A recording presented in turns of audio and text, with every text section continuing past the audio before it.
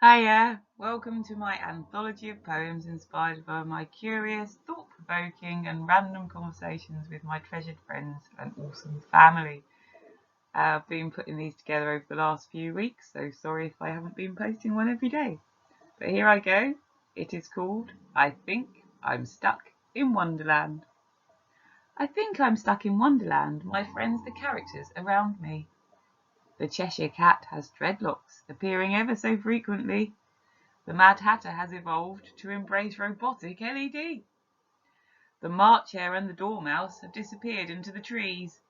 Tweedledum and Tweedledee make up the majority of society.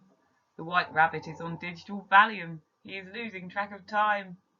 That's why nothing's functioning. He is distracted, always online. Life is one big caucus race. We just go round and round, searching for a finish line where there are none to be found. The white team are all fighting in the shadows, biding their time. Ultimately, we will succeed in raising ivory towers to the ground. The allies of the Red Queen have cast a spell of fear. The global sleeping beauties dosed up by a very suspicious beer. So pass me my oraculum, give me clues of why I'm here. Show me how to find the sword to bring all liberty and cheer. Clues are often random, concealed in curious banter. This collection is a record of our insightful natters. Okay, so I hope you enjoy the poems that are coming up. I'd love to hear your comments if you have any. Let's go. This one is called You Can Be a Rainbow Unicorn When. You can be a rainbow unicorn, said the March Hare to the Jabberwocky, when our world is five-dimensional and we are all free to choose how we manifest in that reality. But for now we all exist in a squished layer cake universe where we are all forced into flavours that are really quite perverse. But I do not feel like a vicious monster, said the confused Jabberwocky. I am so terribly misunderstood. I feel more like a rainbow unicorn. I hate this scaly outer body suit. Where are those magic mushrooms that metamorphosize all living things? Are they hiding in your tea? If they are, they seem to have done you harm. Or have you always known that looks are less important than your charm? Honestly, the world has rearranged, at least inside our brains, but alas, our useless bodies cannot keep up with such rapid change. For goodness sake, my winged friend, there is time enough for such life decisions. And it is gradual, guided by your heart, not aspirational whispers bouncing around the skies. Stop listening to the GPS, grapevine perpetuating stories. You will find out who and what you are by actively experiencing being you. Please do not get me wrong, my friend. I do my best to understand, but the ideals to which one can align and our reality do not go hand in hand. You can be a rainbow unicorn with neon purple stripes when our world is more dimensional. Until then, we're more like hares. Hares come in two flavors, usually in pairs. Sadly, I do not know if our current universe can accommodate aspirations more physically diverse. Emotionally, it is important to have a sense of identity, forged out of your inner voice, not media-fueled curiosities. One day this crazy world of ours will wake up and advance. On that fine day we might well see a glorious transformational avalanche.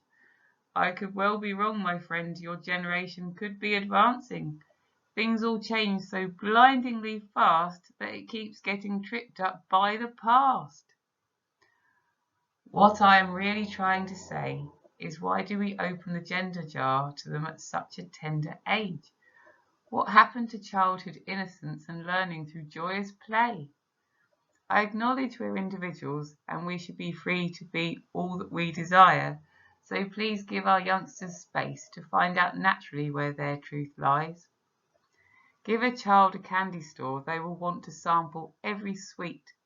Give a teen a more exciting style, they will be drawn in like hungry beasts. Each of us discovers who we really are through chance encounters that take us by surprise, not through experimentation like ticking off a list. Life is not prescriptive, love is serendipitous. I hope you like that, and on to the next one. Hiya. After that rather thought-provoking one, we've got a little bit of silly nonsense, and it is called I have not seen anyone with balls today. I have not seen anyone with balls today, said a mother to the wandering court jester, who winked and giggled at the statement as her buddies chortled at the blunder. Scanning across the playing field, so many men were in full view. Lucky they never heard us secretly agreeing that statement true. Okay, to put all this in context, the jester had lost her juggling balls, dispersed amidst the leaping youths in a playfield free-for-all. How awesome is our language, full of playful duplicity, that we can inspire great humour while saying things so innocently. Have you seen anyone with balls today? Could it be a great icebreaker, inspiring instant laughter from strangers to break down social barriers? No matter how grown up we are, our sense of humour resides within. Never underestimate the healing power it can bring. Hope you like that one, and on to the next. Okay, this is a cheeky poem. I like this one. And it's called I Know Where Girls Hide Their Balls. I know where girls hide their balls, said the doorknob to a shocked Alice. They display them on their chest. Trust me, I'm the door to the Tinker's Palace. Bridging the gap between the sexes should not be so utterly complex, but I think that we all agree females are designed the best. So my courage grows inside my chest, said Alice, thinking hard. Yes, indeed, I do agree, ladies are really rather smart. But my knowledgeable friend, gravity has a way of making ladies' balls move south. Do our bodies relocate them as we learn how to use our mouth? Curious thought, my giant friend. Does assertiveness grow as ladies age, in line with the effects of gravity? Likewise, can a man grow chest balls by throwing off the shackles of masculinity and too many pints, tasty treats, and temptation to indulge? The belly of a portly man is reminiscent of a pregnant lady, again pointing to the conclusion that men and women are all the same. So, said Alice inquisitively, does the elevation of our unisex balls dictate our pitch and tone? Is that why the stereotypical gay affects a more feminine tone? If I act and be who I feel I am, and that is different from what I am, will my magic body relocate my balls to where they ought to be? Is that why there are so many genders? Is that what transition means? Can humans become what they should be without the use of any potions? You see, I have often wondered why men's chest balls grow as they work out, whereas ladies seem to diminish. What is that all about? If preening is a female human trait, and being strong is a manly pursuit, does working out too much initiate a sexual reboot? Why do ladies become stronger, like they're rearranging their source of power, whereas some men become more like peacocks, strength for show, more like male blusher powder? Warriors are strong inside and out. True warriors use muscle with brain. What is the point of being buff if you would run away from any rough stuff?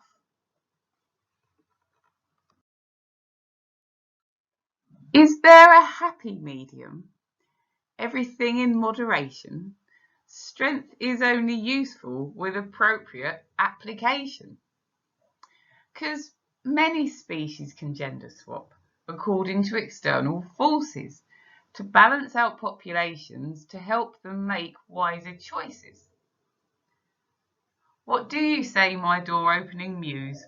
What happens inside those hallowed doors? Can tinkering bridge the gap between us?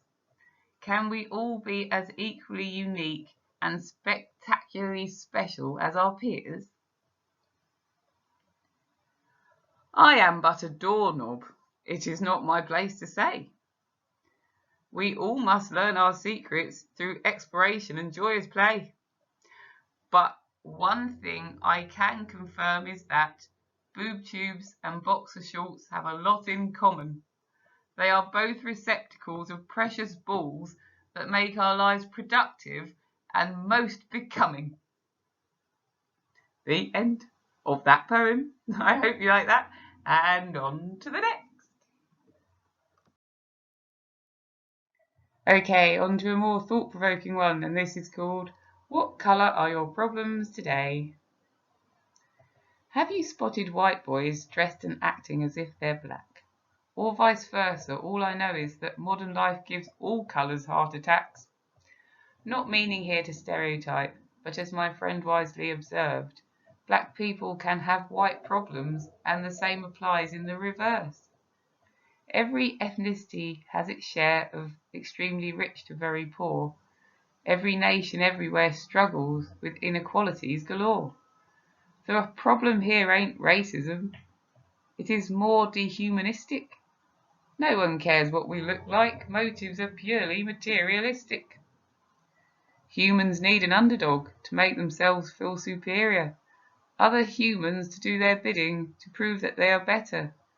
Humans that have been desensitized to the occasional stamp and prod, accepting their place in the chain to secure their hard-earned lots. It is not in others' interest to truly help an underdog, who will do their bidding when they become the nouveau underdogs.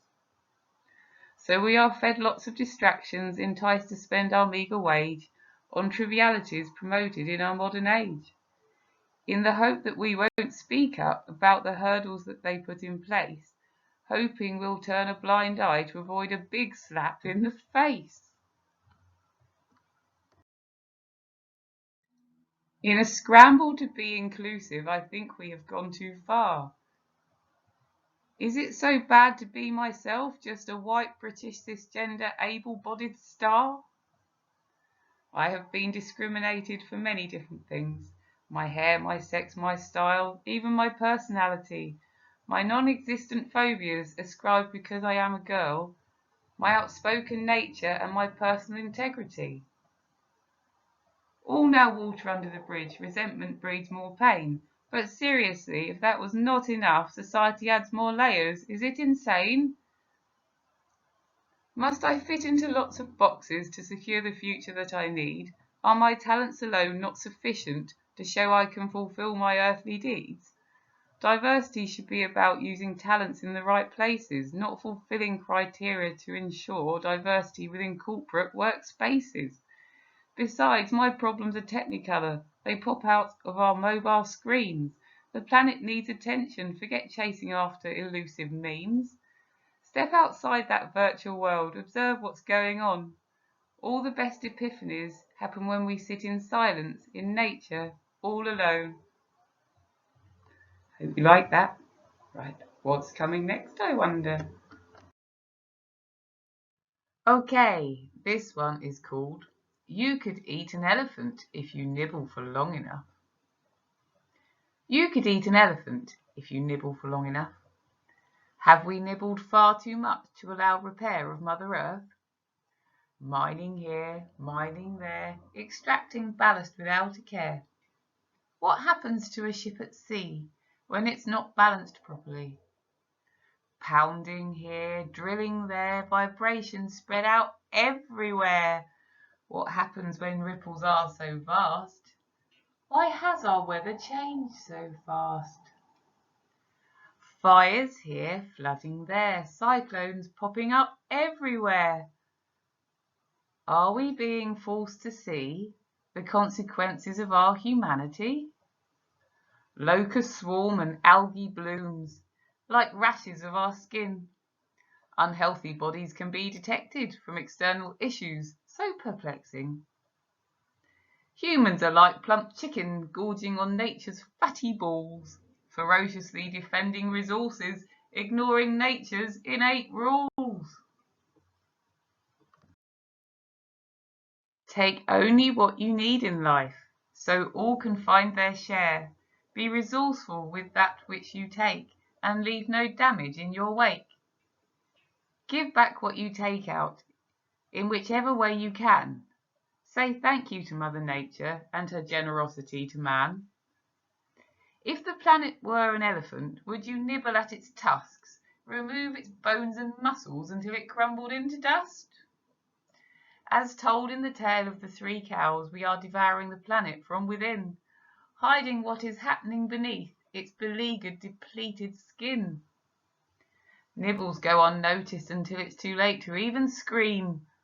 All we will be left with is a skeleton of stony ravines that we will find a way to exploit. In with the drills, we'll zoom. Let's wake up to our reality and not give up by building escape rockets to the moon.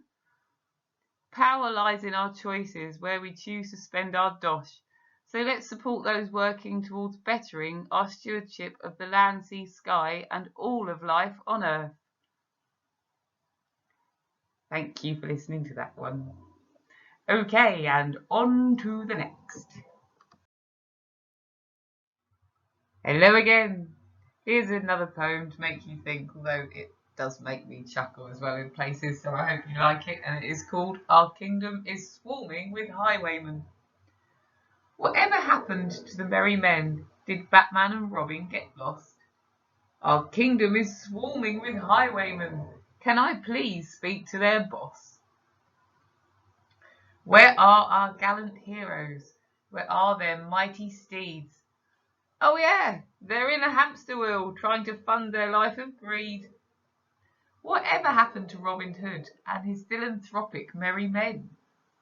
I think they've all bought mansions, created secret pyramid schemes, splashed the cash to look real flash, and snorted away in Mercedes-Benz. Their brains are now so addled, they are so oblivious to others' plights, not even learned scholars can make them see the light. And their curious pills and potions have turned them into utter clots. They find it hard to even master a simple dot to dot. If one cannot comprehend, one also cannot deliberate, making them both dangerous and influential, yet incapable of conducting a reasonable debate. All they know is that their lives rely on rinsing those below them. So, unaccustomed to a normal life, their rules are somewhat unforgiving. Merry men of the media scene, merry men on the pitches, lapping up our adoration whilst they hoard all the riches. Basking in their newfound wealth, they are folk to which kids aspire, chasing vain and selfish dreams. Are they the icons we should admire? Whatever happened to Batman? The world is becoming Gotham City. I think that we could all agree we could do with Batman's courage, brawn, and integrity. Reignite the bat sign, our merry men need sorting out. And where on earth is Robin Hood? He needs taking down a peg or two. Yes, Batman is just the chap to wade in with some clout. I think the merry men have taken a leaf out of the book of the 40 Thieves. Shame they only read the bits that taught them to be mean. Donning masks to wheedle out the poor that dare to challenge or rise in rank. Did they skip over the juicy bits? How Ali Baba gained victory? Through teamwork, boiling oil, and being more inventive, acting subtly. Ali Baba was a Robin Hood. Opportunity did not turn him sour. Come on, Batman, where are you? Our Ali Baba of the hour. I agree with Plato. There is no honour amongst thieves. unless the solicit deeds are beneficial mutually. Who cares what untold damage it is creating underneath? In bygone years, Hood's predecessors divvied out their loot to poorer folk, heroes of the common man. Do they still live up to that quote? I had hoped modern merry men would have learned humility over time. Alas, they focused on learning tricks to keep folks wallowing in the grime. I guess they realised long ago that not all folk could be wealthy. If they were to sustain their lives, they had to keep others doomed to being thrifty. They are all still wily. They are all still rogues. They are all still toe rags, now to the rich and all the poor. Batman, please, where are you? Has Robin mislaid your phone? Or have you both been hiding in the Batcave with curtains closed? We need a spot of chivalry. We need your awesome might. Someone brave to rally around, a face they trust to win a fight. How can the wealthy be so damn selfish with such glaring issues on display? We are all just flesh and blood. We are all born and die the same. The only thing that divides us is that power and money hold too much sway. What happened to the merry men? Has Robin Hood become Robbing Hood? Where is our Ali Baba to redistribute all the hidden wealth? Are world leaders really doing everything they could to harmonise historic binds, to coordinate sustainability, to come together and align?